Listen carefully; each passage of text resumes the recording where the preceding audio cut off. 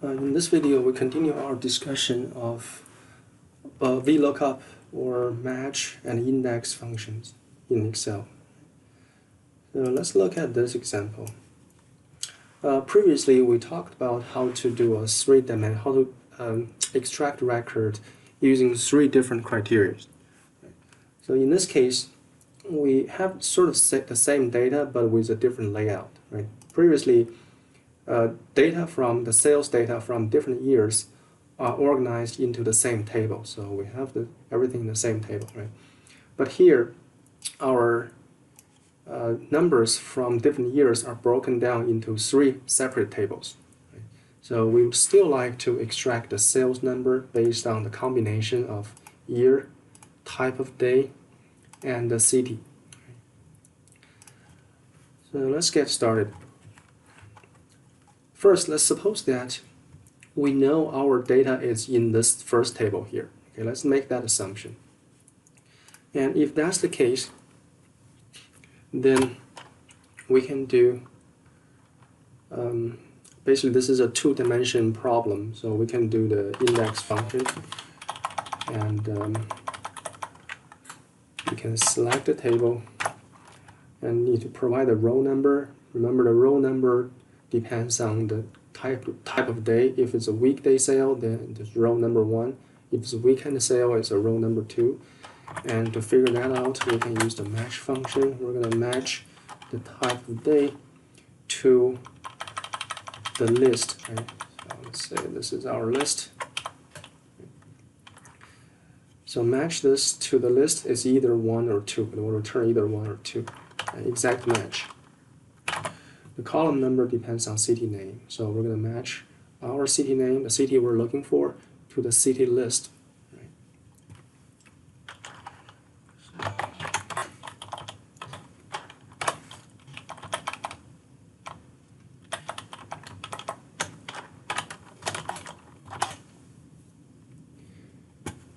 So in this particular case, you don't really care about whether you match for example, where the city list is located, right? You can match the city name to this list, to this list, or to this list. It doesn't really matter because all you care about is to figure out whether New York is number 1, number 2, or number 3, right? So you can match to any of this list, you will get the same result. The same thing with the type of day. So you can match this type of day to this list here, or this list here. It doesn't really matter. You will get the same result, right? So here I'm choosing these 2. Okay. So we know that, suppose we assume that the data comes from the first table, right? Then if it's a weekend and it's New York, then we should get this number here. Of course, this assumption may or may not be correct, but let's deal with that later. Right? So first, let's reduce this problem into a 2-dimension problem.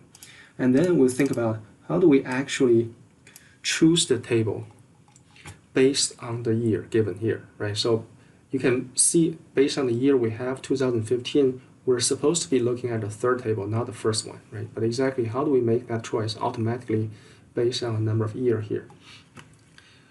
What we can do is we can use the so-called choose function. So instead of saying we're definitely dealing with this table, we can say let's choose the table. Okay, say let's choose the first one out of a list of 3 tables. So the first one is this table, the second one is here, so I can select a table here, the third table is here. So here what the choose function does is, if you look at the choose function here, for a given number here, right, index number, it chooses from the list here, right? So if the number is 1, then you get the first out of the list. If the number is 2, you get the second entry out of the list. Right? Okay, next step. Now, how do we know that whether it's 1 or 2 or 3 in this case? Right? So that depends on the year. What we can do is this. We can build a little column here with 3 years. And now I know that if I match the year I'm looking for to this list, for example, if I'm looking for 2013 with this match, I will get number 1. If I'm looking for 2014, I will get number 2, right, and number 3, and so forth. So instead of just saying I definitely want the first table, I'm going to say I want to match the year I'm looking for, A28, to this little list here, F23 to F25. Exact match. Okay. Now you can guess this result because I'm matching 2015 to this list, so I will get number 3. Okay, this match function will give me number 3, and then I will put number 3 into the choose function. The choose function will return the third table. Okay, so now I know that I'm trying to search for this kind of day and this city within the third table here, this table here. So now we know 2015 weekend New York is this number. Okay. And also, if you want to get rid of this column, what you can do is, instead of referring to this column here, this is the reference to your little column here, you can just type that column up like this. Okay. Remember, this has to be a curly bracket. Okay. So this is the same as referring to this column. Okay. Same thing. Now you can get rid of this column because you're not referring to it anymore. It's already in your data, in your table. Alright, so that's a 3-dimension search with a different flavor. Finally, we're going to talk about how to do approximate match. Right? So in the previous example, we have been doing exact match. So basically the last input to those VLOOKUP or match function are equal to 0. Right? That means we're doing an exact match. So another choice is to do approximate match. So what we have here is a tax bracket. So we have different tax rate for a different range of your income. Right? So the way to interpret this table is that you can look at this picture. Basically, so this is going to be your income. If your income between 0 and the first $20,000, you pay 15% on each dollar. And for the next $30,000 you make, you pay 20% on each dollar. Right? So, and then for the next $50,000 you make, you pay 23% on each dollar, okay? And so forth. So your tax rate would be different for a different range of your income. Okay. So first question is to calculate the marginal tax rate, which means the tax rate on the last dollar you make. So let's say, for example, if your salary is $70,000 per year, right? The question is, how much tax do you pay on the last dollar you make? Right?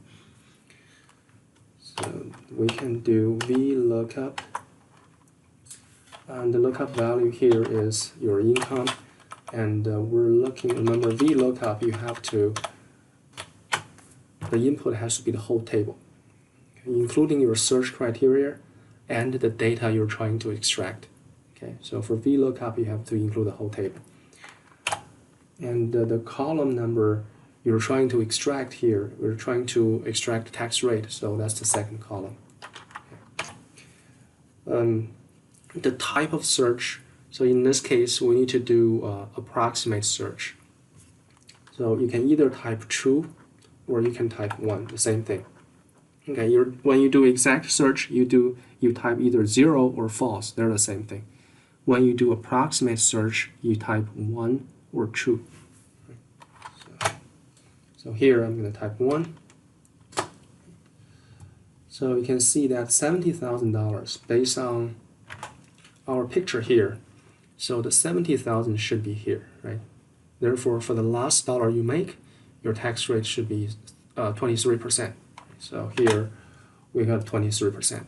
Okay, so the approximate match, the way approximate match works is that it will look for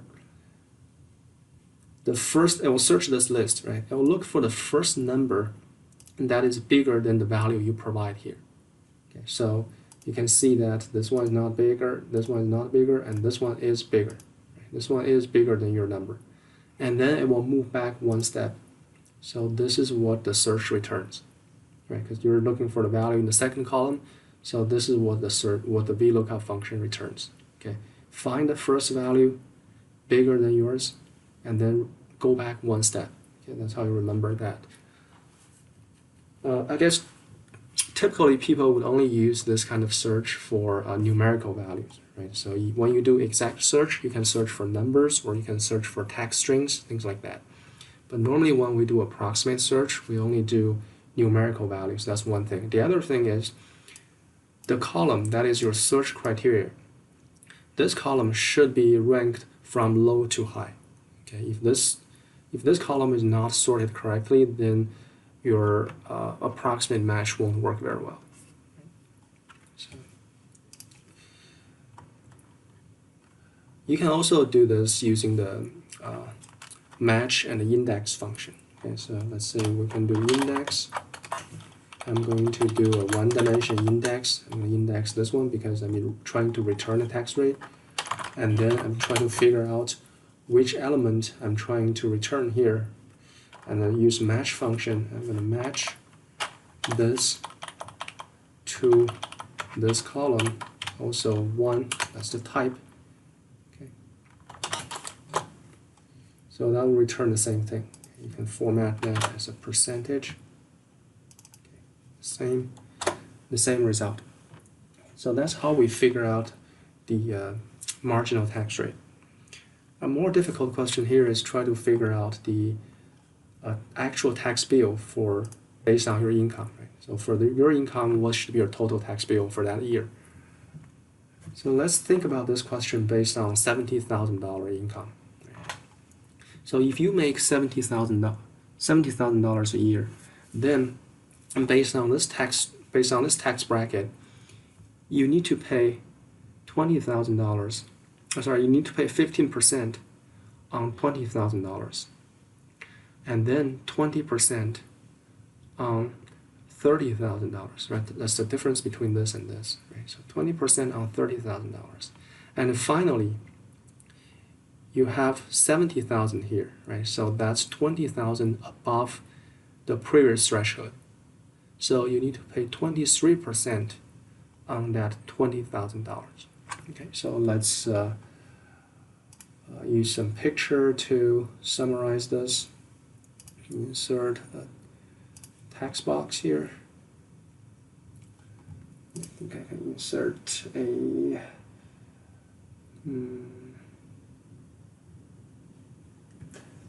insert this. Okay, so your tax bill here is 20,000 times 15%.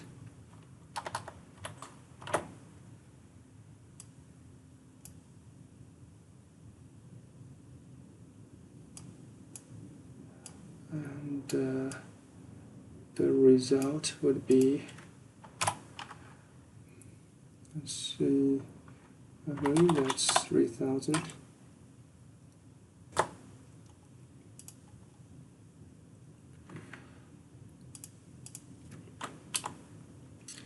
And then here, for the second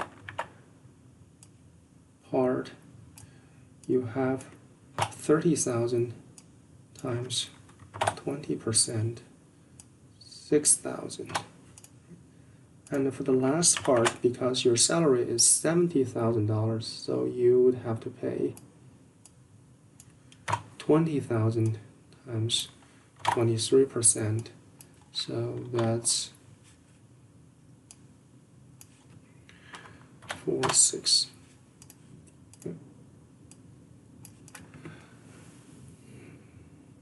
So your total tax bill would be the sum of these three parts.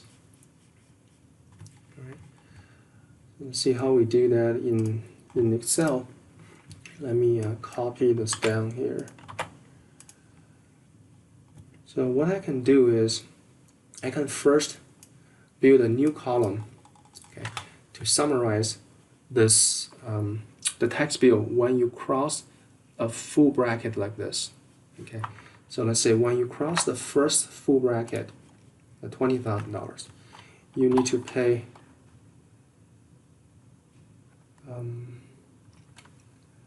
A4 minus A3. So here A3 is actually 0. Okay, so this is just counting format. It's actually 0. So A4 minus A3 would be 20,000. I'm going to multiply that by the first tax bracket. That would be B3. Okay, so that's $20,000 multiplied by 15%. So that's this part. So as long as you make more than $20,000, you're going to have to pay this part of the tax. And I can drag this down. Okay, so as long as you make more than $50,000, then you have to pay both of these. If you make more than $100,000, then you have to pay all these three and then plus some. Okay, think about this in terms of this picture. Okay.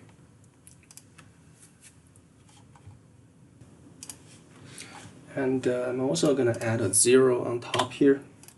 So that means if you make less than $20,000, then you don't pay any full tax bracket here. Okay, you only pay a fraction of something. Okay, so we'll see that later. Okay, let's calculate the tax bill for this income here.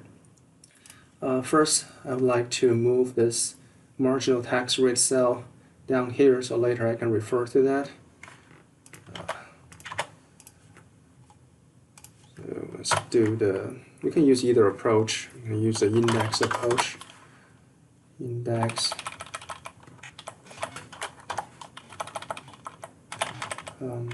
Then match.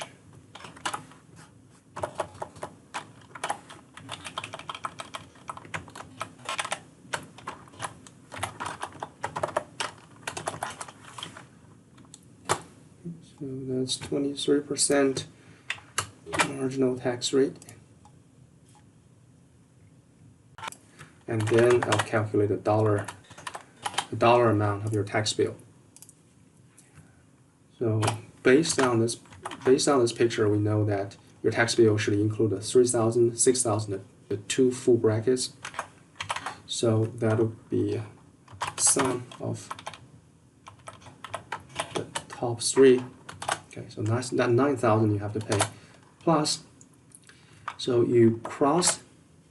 So your 70,000 here, you cross the previous threshold by 20,000. Right? So you have to pay 23%, which is your marginal tax rate on that last $20,000. Okay, so let's see. So I'm going to do B15, that's your marginal tax rate on the last $20,000 you make, which is given by A15, which is your income minus the previous threshold, which is A5. Okay. So this should be your tax rate. That's 13,600. Okay. So this result is correct if your income is $70,000, right? But the problem is when you change your income to say $140,000, then this formula won't be correct. The reason is that if you look at this formula, if you change your income to 140,000, first of all, you have crossed this threshold. So your accumulation here should include this number. So it should include all the way to C6, not C5. Okay, and also the threshold right before your income is not 50,000 anymore. It should be 100,000. So here A5 should become A6. Okay, and of course your marginal tax rate would be 27%, but this formula would update. So this part is fine. Okay, so the formula will update to 27%, but this range won't include C6 and this number, A5, won't become A6, okay, automatically. So if I change it to $140,000, you can see that right now the marginal tax rate is correct, but the formula in my formula, I'm still stuck at C5 here and A5, right? So I need to update these to row number 6. Basically, we can use the same approach that we use to extract the marginal tax rate. You can see the marginal tax rate does move to row number 6, right? So we can just use the same approach for this cell, but do it for column A and column C, okay? And use those formulas to replace C5 and A5. So let me first use 2 separate cells to write out the formula to illustrate the idea, and then I'll copy those formulas into this big formula here. So if I want to extract the range of this sum here, okay, the last one, what I need to do is to say, let's say index. I will index this column here, and the row number is given by match.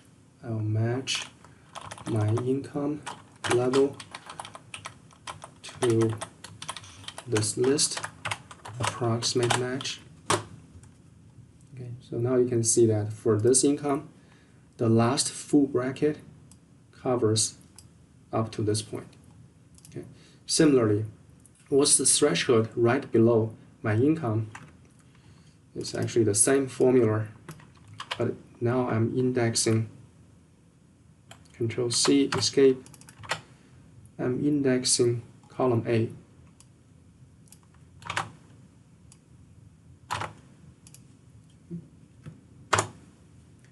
So this is the closest threshold below my income. Okay, so I'm going to use this. I'm going to use this one to replace the C5, and this one to replace A5.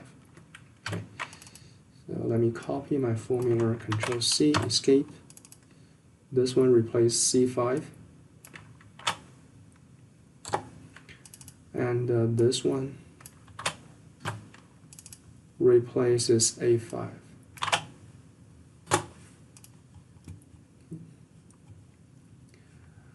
So if I change my income now to say 220,000, then you can see that the current tax bill is this amount, right? Let's just manually check to make sure that this is the correct amount. And of course, if you're above 200,000, then you would have to pay all these full brackets, all the 4 brackets you have to pay, right? Because I make 220, so that's 20,000 above 200,000 threshold, right? So I need to pay 32% on that $20,000. So if I do that calculation, just manually, I can see that I need to sum over all the full brackets plus 20,000 at 32%. Okay. So that's exactly what we have here. Okay. So this formula is fully automatic. So it updates with your income level.